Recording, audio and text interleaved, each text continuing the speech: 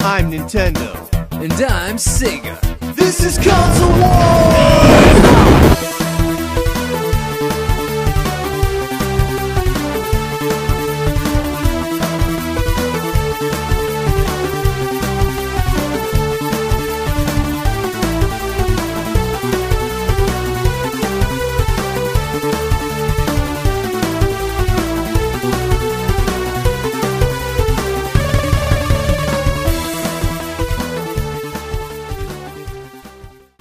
Oh, so what game do you want to look at? I don't know. How about Earthworm Jim? Nah. Well, why not? It's a great game, and it could be a great episode. Yeah, but the games are exactly the same. Comparing them would be pointless. How could you say that?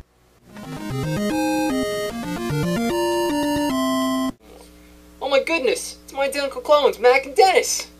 What are you guys doing here? Not reviewing something because it looks the same. Not reviewing something because it sounds the same. We look the same. We sound the same, but we're not the same. Review the game. Do it for your family. They're right. They're absolutely right. I was being so foolish. Thank you, brothers. Let's do Earthworm Jim. Earthworm Jim is a 2D side-scrolling platformer. At its core is run-and-gun gameplay. However, many of the levels have completely different mechanics from one another. This game-to-game variety not seen at the time.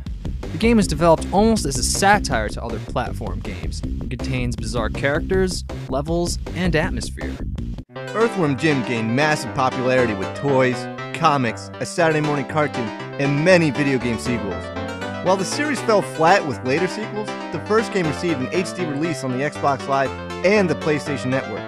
Today, we're looking where the franchise started, Earthworm Jim on a Super Nintendo and Sega Genesis. The games are very similar, almost identical, but there are some differences. Which game is better? Let's find out.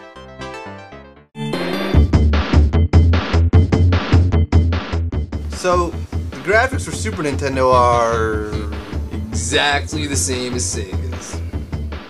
The characters look the same. And the levels look the same. Ouch! Character animations look the same too. When it comes to graphics, these games are the same. Look deeper. You guys are still here? Wait a minute. I think I see something. Look at this background on Super Nintendo. And look at it on Sega. Talk about lazy. Wait a minute. I think I see something too. Look, this water level gets all wavy on Sega. Doesn't do that on Super Nintendo. And look how colorful this background is. It's kind of boring on Super Nintendo. Actually, if you look close enough, it looks like the Sega has better use of color. Even though they're very similar, with a slight edge, graphics go to Sega.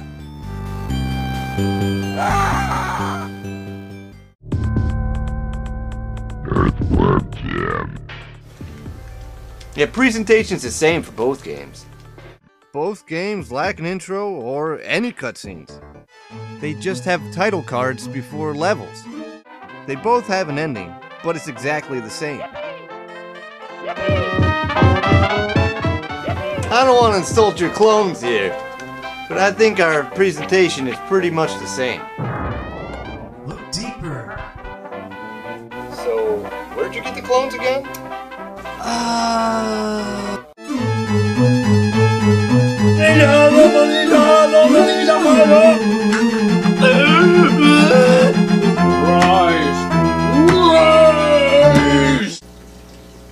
The internet.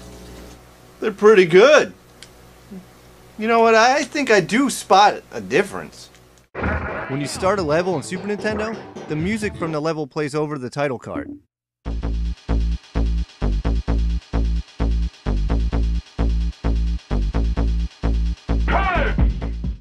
In Sega, it plays a different song over the title card, then the music from the level.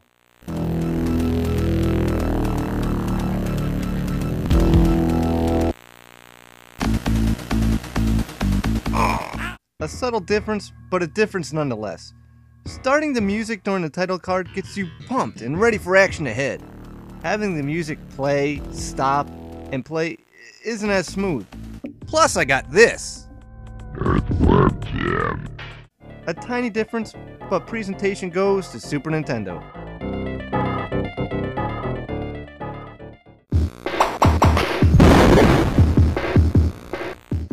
I think it's safe to say that both our games have the same music.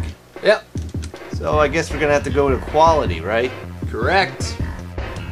Gee, I wonder who's gonna win. Actually, I think Sega has a chance. You know, the music kind of sounds pretty good.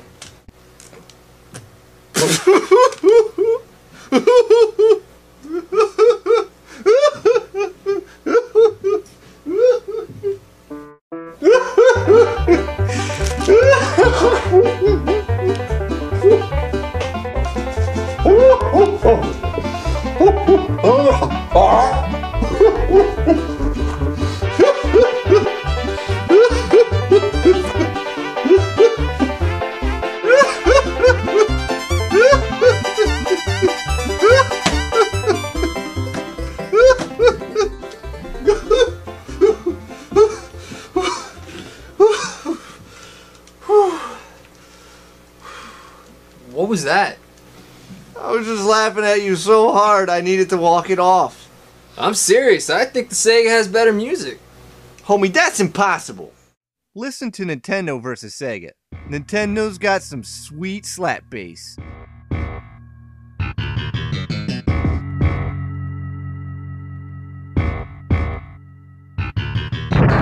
There's no slap here.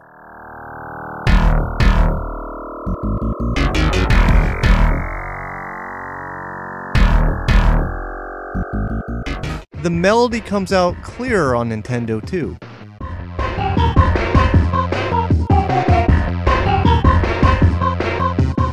It doesn't sound as good on Sega.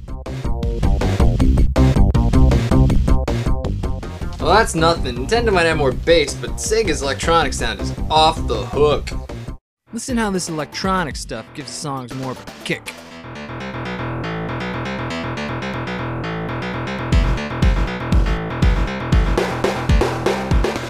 Sounds boring on Nintendo.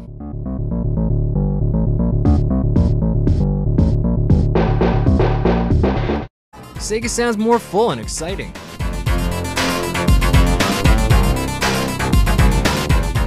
Nintendo sounds shallow and empty.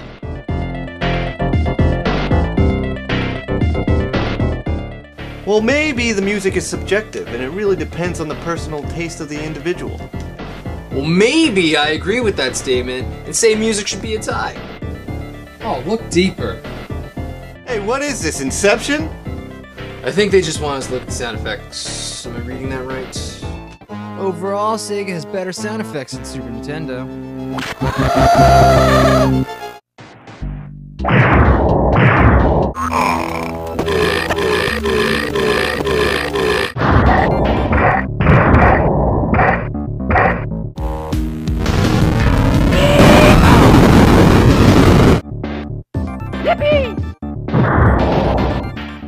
Listen to the difference in the two endings. It's like Super Nintendo couldn't handle all the sound.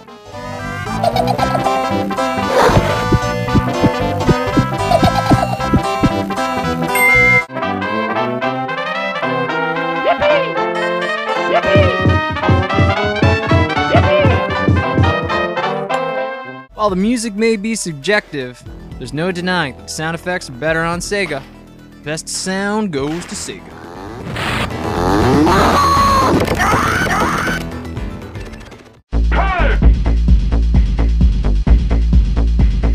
Hey, it looks like the gameplay is the same in both games, too. You got your running and gunning, you got your whip, you can jump, swing, helicopter, bungee, and race. When it comes to gameplay, these games are identical. Look deeper. They're still here? Oh, they'll never leave. They'd stay even if you put on something like Tim Burton's Charlie and the Chocolate Factory. Regardless, looking deep is not going to help. Our games are completely the same. All 7 levels. Wait a minute, did you say 7 levels? Because the Sega game has 8 levels. And if Super Nintendo only has 7 levels, the Super Nintendo's missing a level! Super Nintendo's missing a level, not giving you the full Earthworm Jim experience the creator initially intended. Well, that's like Super Mario 3 and no Big World, Sonic and no bonus stage, Zelda and no water temple, Mega Man and no Quick Man, Metal Gear and no skateboarding.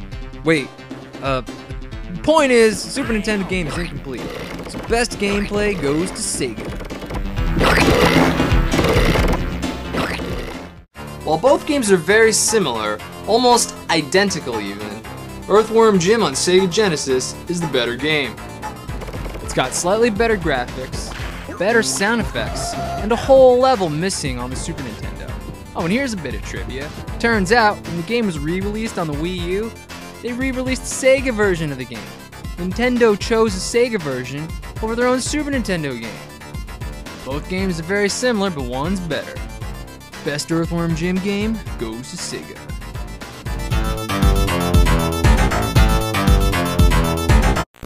Groovy!